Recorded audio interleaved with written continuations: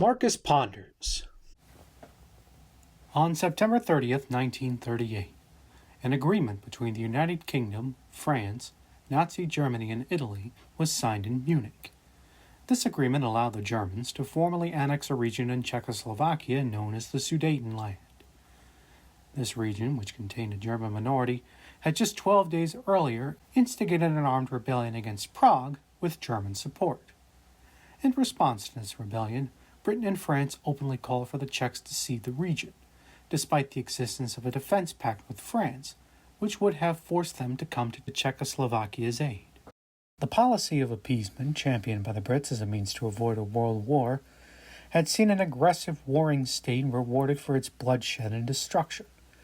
And of course this policy would ultimately backfire, which would lead to the Nazi invasion of Poland and the start of the deadliest conflict in human history at the time.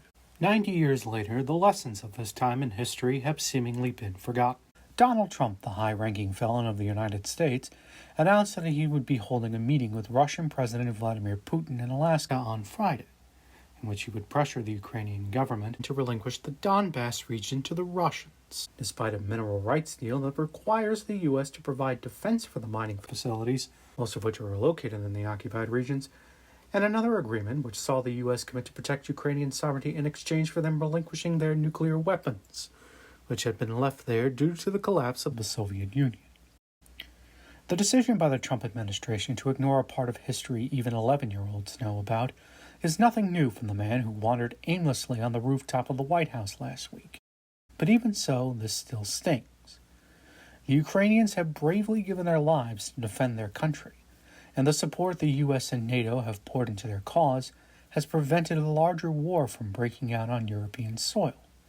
Much like the Nazis, Vladimir Putin has made his intentions clear.